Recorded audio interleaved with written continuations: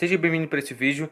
E nesse vídeo aqui a gente vai ver os melhores momentos da vitória do Grêmio por 4-0 contra o Pelotas. Aí você vai conferir esses melhores momentos e eu vou dar a minha opinião basicamente em cima de cada lance e uma análise geral, né? Aí logo com basicamente 2 minutos e meio, teve uma finalização do Alisson depois de um belo pivô do Diego Souza e uma das boas jogadas do Matheus Henrique no jogo.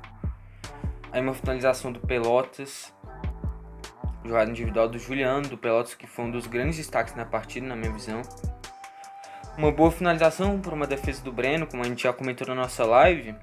Pode parecer uma defesa simples, mas foi assim basicamente o gol que o Paulo Vitor tomou no gol contra o Palmeiras, no gol da final da Copa do Brasil contra o Palmeiras.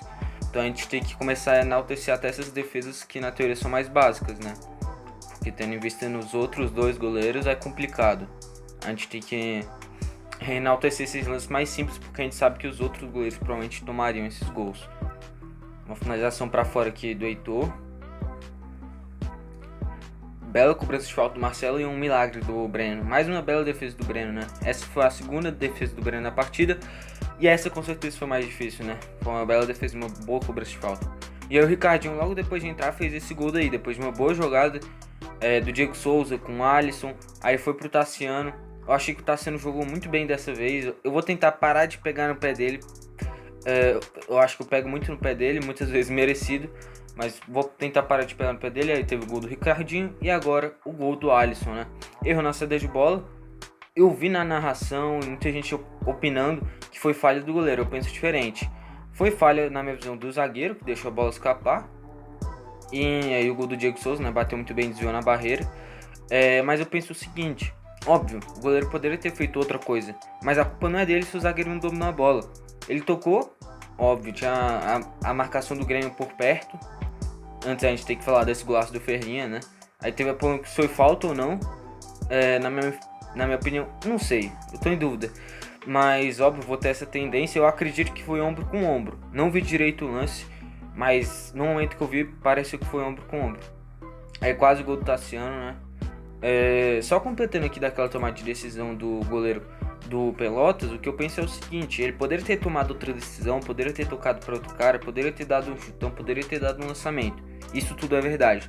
Porém, o passe foi certinho no pé do cara. O cara não recebeu um passe assim como o Diogo Barbosa, por exemplo, deu vários passes com a bola quicando, indo para a entrada da área, podendo complicar ainda mais o companheiro.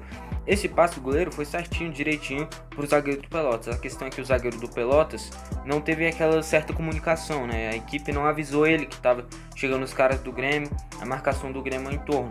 E aí ele deixou escapar, o Alisson recuperou e como o goleiro tinha dado o passe, ele tava fora do gol. Então, só completando, na minha visão, óbvio, poderia ter tomado outra decisão, mas o maior erro, na minha visão, foi do zagueirão. E aí terminou esses melhores momentos, como vocês viram, né? Dessa vitória por 4-0. E como a gente viu no jogo, né, o Pelotas teve chance de até sair com a vitória. No final até teve a expulsão, acho que do João Vieira, por uma falta no Lucas Silva, né? E o Pelotas criou boas oportunidades. Teve aquela finalização para a defesa do Breno, como eu já falei, é uma defesa simples, mas foi exatamente assim o gol que o Paulo Vitor tomou contra o Palmeiras. Teve uma bela cobrança de falta do Marcelo do Pelotas, né, para uma baita defesa do Breno. Defesasse uma cobrança de falta, né? O Breno foi buscar no último segundo. Se ele não tivesse alcançado, certamente teria sido gol, óbvio, né? Mas era uma defesa muito complicada. A gente tem que enaltecer o Breno, que foi muito bem, tem que enaltecer o Ricardinho, que foi muito bem, mas ainda tem muitos erros, né? O Heitor foi mal na partida, o Rodrigues mal de novo, o Alisson, na minha visão, mesmo fazendo gol, foi mal. O Tassiano foi a primeira opção, gostei da entrada dele, mas a gente tem que dar prioridade para a base. Por exemplo, tinha o Pedro Lucas, não fazia sentido já colocar o Alisson logo de cara como titular. Mas no geral essa vitória por 4-0, né? Não foi uma boa partida, muito pelo contrário, mas a gente tem que valorizar. Num certo momento da partida, o Grêmio foi lá e matou o confronto, matou o jogo. E esse foi um dos maiores erros do Grêmio ao longo do Campeonato Brasileiro, por exemplo. Esse foi um dos motivos da gente ter vários empates. Criava oportunidades, mas não matava. No final das contas, saía com 1 ponto. Mas, pelo menos nesse jogo, mostrou que pode, sim, a gente ter essa expectativa do Grêmio ser uma equipe matadora. Quando criar oportunidades, ir lá e guardar. Então, no mais, foi esse vídeo aqui. Lembrando que depois tem a nossa live, né, do Diário Gremista. Então, se você não tiver inscrito, se inscreve, ativa o sininho para ser notificado quando começar. E tem muita informação. Tem sobre o Jean-Pierre, que provavelmente vai ser emprestado. O clube que está circulando mais é o Bragantino. Tem Aí mais informação do Rafinha, do Borré, tem muitas notícias também. Então acompanha a nossa live hoje de noite, que a gente vai falar bastante sobre o Grêmio. Bom, foi esse o vídeo e falou!